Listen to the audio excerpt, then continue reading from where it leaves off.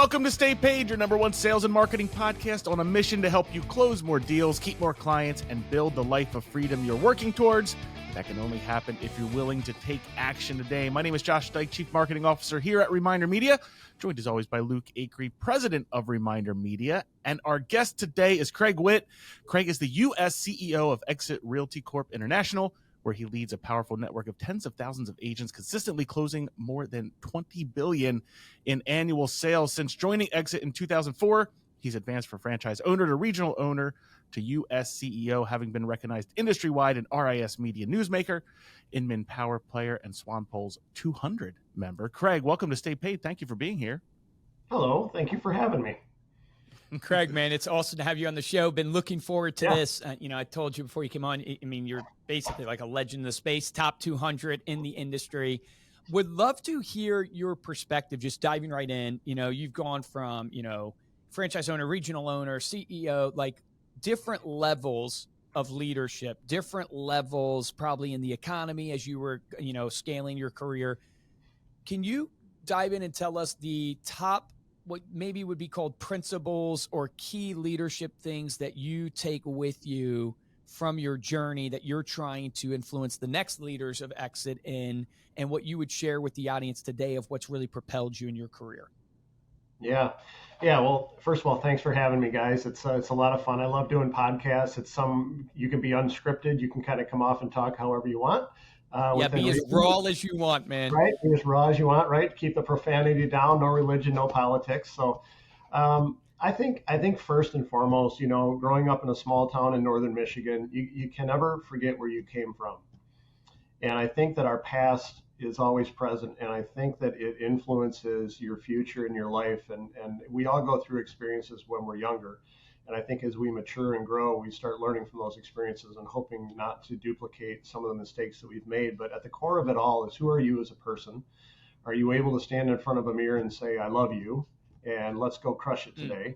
And how do I find people that are like-minded, that believe in what I believe, and not necessarily my opinion, but what I believe is the mission of our company or the goal that I'm going after, and then surrounding yourselves with those right people.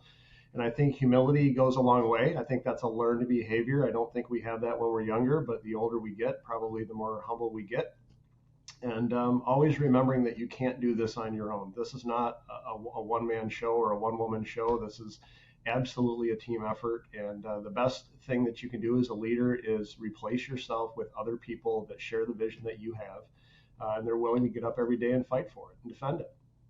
Yeah, man, so many golden nuggets in there. It's interesting. It is the paradox that it's like the more you know, the more you realize you don't know. The Dunning-Kruger effect, I believe they call it. Yeah. It affects me every single day. It's the natural curiosity I have found to be a trait, which is like, maybe you call it the brother to humility. It's like you've got to be humble enough to be open-minded enough to be curious and be like always learning and always, hey, there's something maybe I don't know, but there's this natural tension. I don't know if you've found this in your career, and I don't know, I'm curious how you've dealt with it. Half of me is like, Luke, you got to be confident, because if you're not confident, you don't influence people. Yeah. And, they doubt. And if you're not confident, you get paralysis by analysis. But if you're too confident, you're arrogant and you're not humble enough. Yeah. And you're not curious. How do you play that balance to not let every idea influence you? You're managing literally or leading thousands of agents across the country through obviously local leaders and stuff. But how do you balance that where you don't doubt yourself, but you also remain humble and open-minded? Well, I think first and foremost, you say, I'm managing thousands of agents. That's true in some way, but really what I'm hoping to do is be a good role model for them, right? To be a good representation of our brand that they look up to, that they admire, that they trust and they respect, someone that they believe is stable, that has their best interest in mind, that has things under control as this chaotic industry that we're in. But I think too that, if I go back to, and I always say this when I go back, right? We always kind of reflect on the past, because who were you when you were growing up? Who were the influencers in your life that led you down this path of whatever direction or whatever you ended up becoming? And my idea in life was always that it takes too long for me to show you how to do it, so I'm going to do it myself, because by the time I teach you how to do it, I could have just got it done. And I think a lot of personality types like mine are that way. You make a lot of mistakes doing that, but you cannot learn and grow without making mistakes. You have to have those experiences in order to lead and to grow your not just your business but yourself. So we make a lot of mistakes. I make a lot of mistakes every day, but I surround myself with people that I can call up and go, I did something I shouldn't have probably done. How do I get myself out of this? Or what would you recommend? Or what's your advice to make this better? And I think that, again, the older we get, the more mature we get, we start seeking counsel more. We probably pull back on doing things ourselves and start leaning into other people that have been there, done that, and said, how would you handle this? And that's the kind of leader that I hope to be. I want our people that we report to, all of our agents and our franchise owners and our regional owners and our staff, to look at me and say, this guy's been there, he's done it. He's not the authority, he's not an expert on it, but he's got experience. And I think there's a big difference between saying, like you said, being arrogant and cocky and having that confidence, because you can have an arrogant confidence about you, but what I'm looking for is competence. I want competence, right? I want people that are competent in nature. They've got the best interest of the company and their people in mind, and that exudes the confidence. When you know your material, when you know your company, when you're confident in who you are, it shows, right? It shows on your face, and it shows in your ability to lead, and it makes people feel more comfortable with you, and they're more stable around you, and they feel like you've got things under control. That's the kind of leader that I want to be. And then I want other people to learn by that example, by how I display myself and how I act in public, how I act in private, how I'm out there socially, and all those things. My reputation matters to me, and what people think of me matters to me. I know not everybody likes me, but that's not going to happen in every scenario. But I want the majority of the good people out there to look at me and say, you know what, I may not agree with him, but I believe in him, and he's a good leader, and he cares about our people. When did you make that shift? Because that's one of the things I struggle with the most still, is not getting in there and doing it yourself. Like, when did you make that shift and gain the patience almost, but also intensity of affecting change? And is it something you still struggle with, or how do you enforce that daily as a leader? I do. I do still struggle with it. I have a hard time letting go. I have a hard time not doing. I'm not an overachiever by any means, but I can get a lot done in a really short period of time. And I have a hard time delegating to give those responsibilities to someone else. And I think part of that is because it's an art, right? It's a gift to be able to delegate to other people and put that trust in someone else. You'll never grow if you try to do it by yourself, right? You have to have other strong people around you doing that. But I also realize that as I pass off some of these things that other people can help me do, help me accomplish, not do for me, but help me and come alongside of me and do with me, it frees me up to have more of an open mind so that I can see the bigger picture. That's what I've learned over the last, and I would say not a long time, the last few years. The more I delegate out, the more I can see the bigger picture. It gives me a clearer head to be able to think about the most critical events and the things that I need to think about when I'm not buried in the minutia of some, what I would consider a minor event or something going on that someone else could be handling, because not just that I can't handle it, but they're probably better suited for it than I am because of their personality and their ability. So again, I think it goes back to identifying where is my strength, what is everyone else's strength, and who can I trust the most with that? Because again, it goes back on reputation. If I delegate something out to somebody and they do it wrong, or they don't do it the way that I would do it, there's two ways to look at it. I can shame them and say, you didn't do it the way I could do it, or they did it the way that they felt was best, right? In the end result, is it what was in the best interest of the company and of our people, right? Not how did you do it or how well did you do it, but was the best interest of our people in mind. Yeah. So you talk about, obviously being a, straight shooter, which I can appreciate, and I respect that in people, right? I think a big struggle that I've seen in teams, I know for like EXIT Brothers Realty, for my brother, and we went through a period of like, we had agents on the team that weren't performing and we weren't doing anything about it. And then we had top producers on the team that were top producers and they weren't showing up to the meetings that we were saying everybody should show up to, right? The classic problem. Oh my gosh. How do you how do you deal with that? Like, do you just, I guess, to throw it to you, like, how do you deal with people who are top producers? They don't show up the way you want them to because they're top producers, feel they can do whatever they want. And then the bottom producers who aren't doing what they need to do. Do you keep them on the team? Do you kick them off? Like, what's your feeling on that? That, you guys, is a whole nother podcast. But I'll give you the abridged version, okay? Cliff notes. I don't deal with it very well. When someone says, hey, Craig, there's a meeting at 11 o'clock, like I was on today at 11 o'clock, if you noticed, right? So when someone says, here's an event and I'm expecting you to be there, when you're all in, you make it a priority to honor those commitments, okay? And you're talking about two very different styles of real estate agent. You're talking about top producing, achieving, busy real estate leaders, team leaders, agents that are producing at a really high level, and you're talking about agents that are not producing at a level at all, right? And there's everything in between. But you treat them differently in terms of where they're at in skill level and their ability and what it's going to take to get them to the next level. But I don't treat them any differently on the expectations that I have for them. A good manager of their calendar and a good manager of their priorities will show up at their meetings. The people that don't show up at meetings, the reason they don't show up is maybe the meeting leader is not inspirational. Maybe they're not educational. Yeah. Maybe they're not interested in what it is, and they've been to enough meetings to know that this isn't growing my business or adding value to me. It's another meeting where it's like, oh, let's get together and do caravan, or let's look at what listings just hit the market, or let's shoot the breeze about social media or what's going on the TV. That's not a meeting. A meeting is educational, inspirational, and motivational.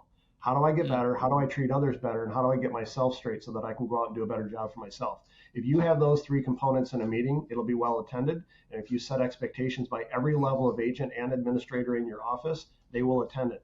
And I also think that you have to have accountability and you have to have repercussions for that. If you don't make my meetings because I have something important to say and it's going to affect you and your business and improve or help you improve, then maybe this isn't the right place for you to work. I don't believe that you should ever be held hostage by a top producing agent. I think that you should respect that agent and you should nurture them and help them as much as you possibly can, but they should not hold you over a barrel. They should not take unfair advantage of you. This is a team and we work together. And top agents utilize mostly the same resources and the leadership and the experience and the broker's knowledge and the assistance that they can provide just as much as an agent that's fledgling. And they all need to participate and contribute.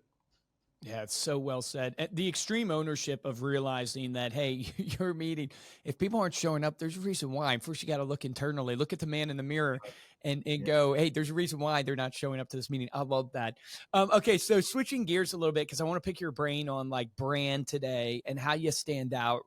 EXIT, right, is one of the largest brokerages in the nation, but it's a very competitive landscape. We all know the acquisitions that are happening in the space. We know where the market's at. It's tough. It's been tough for at least 3 years now.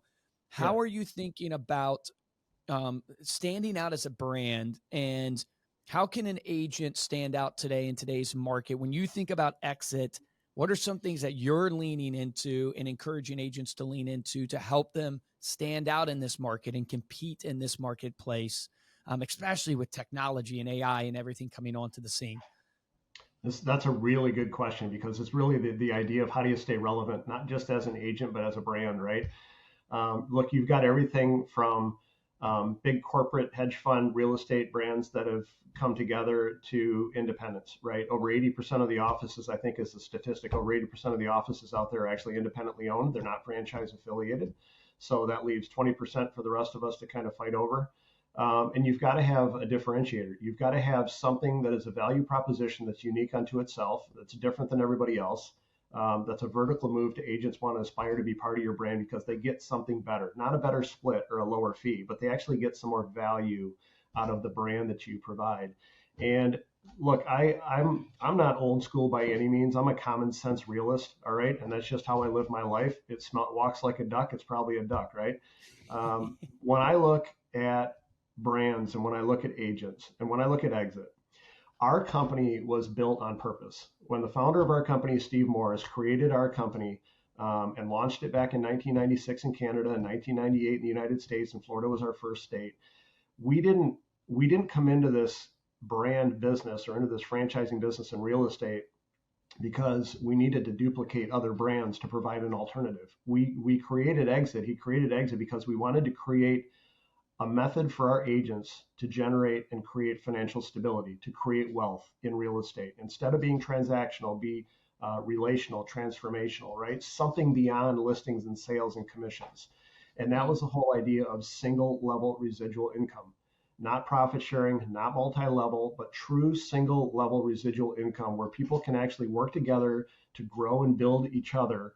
And as a result of that, earn more than just their commission in case something goes wrong in life or in case they want to retire someday. Okay, so that was the purpose. And the reason I bring this up is not to give you an education on our brand and who we are, but really it's staying true to who you are as a company, not letting the white noise around you of every other brand that launches around us. Look, when Exit Realty launched back in '98 in Florida, the other brands were freaking out. They couldn't believe that there's this new company in their neighborhood that's competing with them, offering a new value proposition. And guess what? Every year we have another like-minded entrepreneurial spirit that comes out and launches another brand because they feel that's what's best for them and their family. And they either want to disrupt real estate or they want to try and provide something that hasn't been filled before. How do we shame them for doing that? Or how do we pick on them for trying to be entrepreneurial, right? This is America. This is a human spirit. This is what we want. So I say, bring it on, right? But what I also say is don't diminish the value proposition to the customer along the way. This is not about how rich can agents get. This is about how can we better serve our customer.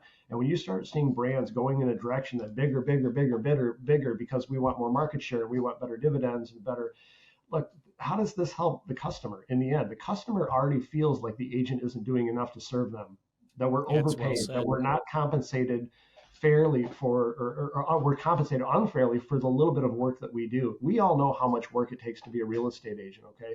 But the consumer doesn't see it through the same lens as we do. We need to constantly be providing value to our customers, showing them that we are their trusted advisor, that they are hiring a professional. And the best way to do that is to affiliate it with a brand that puts people first and teaches them the true basics of real estate, which is human to human, person to person, leverage technology to assist you in your business, but get at the table and talk to these people and give them the true experience and advice that they need to better make a decision as to how they want to build a family. Yeah, it's so good. I had to smile when I read your bio because you joined Exit in 2004. Yeah. We started our magazine in 2004. Oh, you did? And we did. And I was the guy who took all the logos and had to set them up on the magazine. Awesome. And so I remember seeing like Exit coming through for the first time because we had Coldwell Banker, we had Remax, we had Central, we had some of these bigger brands, and seeing Exit for the first time, and now seeing how huge Exit is now. Yeah. What's like the biggest thing that you've learned along your journey from, going from franchise to regional to now CEO? Like, what's the biggest thing that you've learned? And also, kind of similar, like, what have you attributed your success to? Those are two very different questions. So my success has always been internal. Okay. And I hardly consider myself successful. I think I'm successful in a lot of areas. I think I've done well for myself, but I used to work in the excavation business. I owned a company years ago that did a lot of site development and dirt work. And I always say I'm a ditch digger first, right? And if I got to go back to doing that, I'll go back to doing that. I don't want to, but I can because I know how to run a shovel. Just can I pause for a second right there, not to cut your train of thought, but I just don't want the audience to miss just the foundational principles that you just said. One is I don't consider myself successful. That is success right there. That healthy paranoia, that wanting to get better every single day. And then number two, I consider myself a ditch digger, meaning servant leadership in the trench, doing the work, not glorified, not sexy. I just don't want the audience to miss that literally right there. You could just clip that and go, just apply yourself that way, that never overestimate your success. Keep getting better every single day. That is literally, so I just think that's powerful. Anyway, sorry to cut you off. And I thank you for interrupting and doing that, because that is it's such an important part of not just who I am, but I think where we need to be as an industry and really as a country, if you start looking at it without getting too into it. But the suit is a facade. It's what's underneath the suit. It's the human, it's the heart, it's the drive, it's the spirit, it's the relationships that you've got, it's the experience, it's all this culmination of things over the years. And it's the old adage of knowing the difference between right and wrong. Like, what's right? Does this feel right? Am I trusting my gut? Am I doing the right thing? Is anyone going to get harmed from this? So I think when you look at success and think, how do you view yourself? Number one, how do you view others? What's important to you? What do you spend your time on? I think those are all contributing factors. Now, going back to what I think is some of the things that I've seen over the years that have really either challenged me the most or really I shake my head at, probably the same with you guys, being in this since 2004. I came in as a real estate agent back in 2004. I got my license because I was a land developer. My partner and I and his wife were developing property and buying real estate and building spec homes, doing all those things. And I couldn't stand real estate agents. I thought they were crooked. I thought they were inexperienced. I thought they didn't know what they were doing. They were making way too much money for the little bit of work that they did. Like all the things that a lot of consumers probably think, I thought. And I said, well, I'm going to get my license. If all these people I know can get their license and pass the exam, then this is a no-brainer for me. I can do this, right? And I did. And we started an independent by ourselves, and then we found Exit early on when we started our independent, and we franchised right away because, again, we saw a vertical move, not a lateral move that was going to compete with everybody else, but being a standout company. We were pioneers with Exit. We were one of the few new companies in the state of Michigan at the time. So we took a chance, right? And the one thing that I've learned, number one, the company has never let me down or let our people down. Now, people may say, oh, this Exit doesn't work, or it's been a problem, or they haven't helped me here, but I assure you that we by and large have done more than our jobs to try and service our people and be the best brand that we can be for the investment that they've made in our company. Okay, and I stand by that because we're a great brand. Number two, we can't control the recession and we can't control COVID. These are things that are out of our control. Politics, elections, economy, the price of silver and the price of gold and the stock market and all these things, we have no control over that. But there is one thing we have control over, and that's who we're looking at right now, right? That's what we control. And when I see a fledgling real estate industry where we've got over 1.5 million agents and over 70% of them didn't close a deal last year, that's troubling to me, okay? That's a statistic that the consumer hears and goes, well, see, I told you so. Now, I'm a statistic because my license isn't holding because I don't sell real estate actively right now. So I'm part of that statistic. But cut it in half. Just cut it in half and say 700,000 agents didn't close a deal last year, right? Or 400,000 agents didn't close a deal last year. It's ridiculous. So the thing that I've learned the most is that it's a fickle business. Okay, agents want to come into this industry because they want to get rich. They want more free time. They don't want anyone telling them what to do. All these things. And then once they get here, they're like, ooh, I need a paycheck. What do I need to do to get a paycheck? Well, I'll go do lead generation because they're just going to feed me business. And I say, no. You need to learn how to fish. Like you need to learn how to go out. You need to treat this business like you are the CEO of your own company. And you are going to build a business that you're going to sell someday. That's the mindset I want you to have. Not just being a sales agent. That is not your role. Your role is to being an entrepreneur to build a business. So, the loyalty, I can go on and on where agents come and go, the attrition that we see as a brand and all these other companies where they'll leave you for 5% of a commission. It's like, come on, really? Like 5%? Is it really that big of a deal? It's not about the money. It's not. It's about the leadership. It's about the brand. Do they believe in where they work? Are they comfortable? Is it a nice office space? And that's another topic too I'd love to talk about today is getting agents back in the office so that they can become more productive and get around other agents to encourage them and help them do their business better and learn. Well, there's so much truth to like your environment dictates your success, and your environment of who you surround yourself with, and that physical presence of being next to people and next to people who elevate your temperature versus bring you down. And unfortunately, there's just a ton of agents out there that are not surrounding themselves with top producing people in an environment that lifts them up. And that's why they are, finding themselves in the situation they're at. And then also there's just a huge misunderstanding of what you're pointing out, which is this is a business. And, if you worked for corporate America, you would show up 9 to 5 or 8 to 5. You'd show up, but you're not doing that for yourself.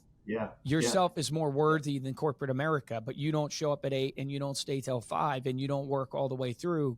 And you would do that if you had to work for a boss. Why won't you do that if you work for yourself?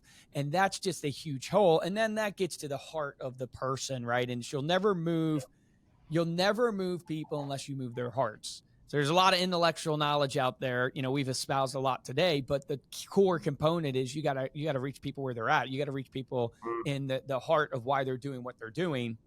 Yeah. And I think that's why you've been successful is that you've had, I can even tell just talking to you, I'm, getting to know you for the first time, just talking and how you're articulating your vision and mission and how you personally hold yourself. You can see it, that the intellectual knowledge is there. but it's the connection to the human being that ultimately will make the difference for both your company and you yourself in your life. I love that. And you said something that really matters to me, and I hope it matters to a lot of our viewers today too. And that is meet them where they're at.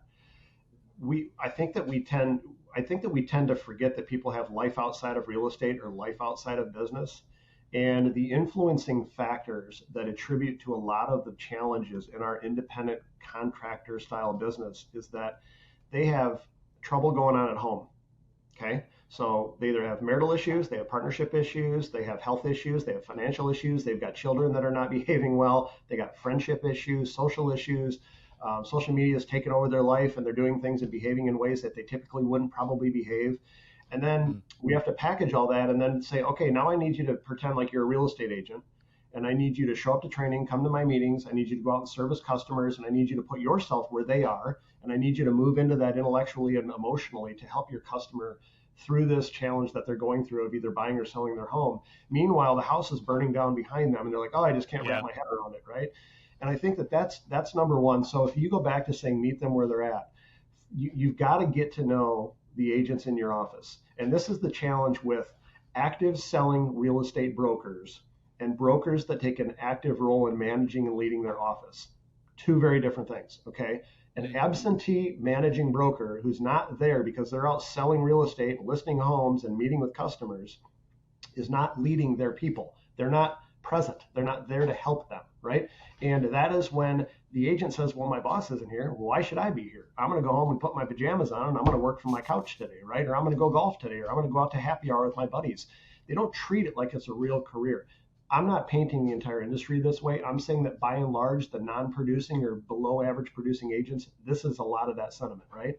So the top agents are disciplined, they're driven, they read, they're healthy mind. A lot of them have their affairs in order in sense, mostly, and they're managing themselves along the way. But they still, at the end of the day, you guys, even a top producer that's making a lot of money, making nice commissions, paying low fees, if they get hurt tomorrow and they can't work and they find themselves stuck in a hospital bed, who's paying their bills?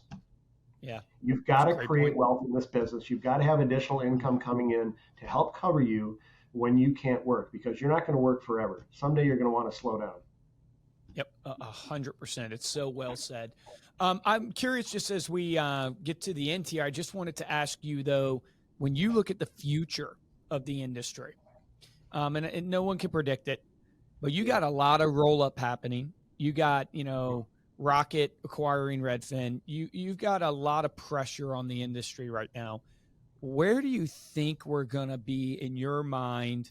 Is the industry going to shrink a lot? And we're going to go down to, I'm just making this up, but 800,000 licensed agents versus 1.5 million. That would be a similar stat to like the financial advising world. We serve financial advisors as well. There's like 750,000, or 800,000 of them. What's your kind of forecasting of the real estate industry over the next decade? I'm excited about it, and I love the question. First of all, under all is land. We learned that when we took our licensing course, right? Under all is land. They're not making any more. So real estate will always be prevalent, and there will always be people that want to own their own home and move up and move down, and they retire, they get married, they get divorced, they go through all these challenges, right? So real estate is an evolving amoeba that's constantly on the move, right? Here's the problem with roll-up companies and doing all this. The individual agent employee becomes less significant in that scenario, in my opinion, right? So when big companies come in, the heart of the company goes out, right? All of a sudden you become a spreadsheet and a statistic. You're no longer a human being in a lot of cases. It causes a lot of angst with real estate agents. Agents don't like change in the first place. People don't like change primarily, but real estate agents read the headline and they see that this company is acquiring this company, and automatically they think, oh my gosh, the real estate industry is coming to an end, right? It's not, okay? My wish would be that we would reduce our agent count probably in the 500,000 agent mark. My wish is that NAR would get their arms around standardized practices for becoming a real estate professional in the United States. I would like to see one exam with one set of syllabus, one career curriculum that will help put them on a path to success. Maybe some sort of college credit course as part of that. I don't know. Human engagement, human involvement, and temperament as part of it. I'd like to see that because I think the standards can be raised in our industry, and that's part of the reason that we have challenges that we have. But I'm excited about the future. I really think that there's always a place for every independent and every franchise brand. I believe that because real estate is hyper local. It's in your community and it will always be hyper local. Okay, unless you're an investor or dealing with commercial properties or industrial properties, that's different. But when you're talking about real estate, it's meeting moms and dads at the soccer field with your kids and doing deals. Yep. That's how this is. They're only going to utilize AI to do their jobs more efficiently, but it won't replace the real estate agent. Okay, there's still a number of things that it takes for an agent to be humanized to help them through the process. So I'm excited about the future. I see our company growing. We see it year after year, more people investing in our franchise model, more agents joining our company, more people really starting to like the idea of earning residual income so that they can have more money with more opportunities and get their wage up. So I say there's room for everybody. Just the advice I'd give to all of my competitors is keep the standards high. Keep the standards high. Yep. Help agents earn a better living by giving them the training and the education that they deserve so that we can better serve the customer. Yeah, love it. Awesome. Greg, thank you so much for joining us today. Before we close out, do you want to let people know how to either follow you or learn more about Exit? Yeah, absolutely. Join EXITRealty.com. You can go to our website. That tells you everything you need to know. You can text Craig to 85377. That's my name, Craig, to 85377. That gives you my mobile business card where you can get all of my information. And I'm on every social media outlet out there. Just Google Craig Witt and you'll find me. So I appreciate you guys letting me come on today and interact with you and visit with you. I think it's really healthy for our industry to talk about these topics. Yeah, thank you so much. And thank you all for listening. You can get all of the links and information that Craig mentioned in the show notes of this episode, as well as all of our episodes at staypaidpodcast.com. If you enjoyed this episode, head on over to youtube.com/remindermedia, subscribe to the channel, give this episode a thumbs up. And the best way to support the show is to share this episode with someone that you know. If you want to get hold of me or Luke, you can email us at podcast@remindermedia.com. And of course, you can follow us on social media. We are at Stay Paid Podcast.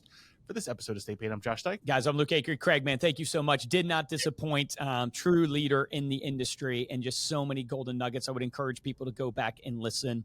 Here is my action item for everybody listening to this. You know, Craig mentioned something that was extremely powerful, which was, you know, you have to know your purpose as an organization. You have to know your purpose as a company. And that even translates down to not just your company. It translates down to you, because your purpose is what ultimately drives your motivation, which drives your execution. And I would challenge you, get really, really clear on the purpose of why you are doing what you're doing and the impact that you're making. Because when you do that, not only will it help you in your motivation every single day, but then you can go and market that to the world. And that is what's going to influence consumers to actually work with you, is they will actually want to work with businesses of purpose, not businesses of profit. Remember, the difference between top producers and mediocre producers in every industry is top producers take action. Take action on that today.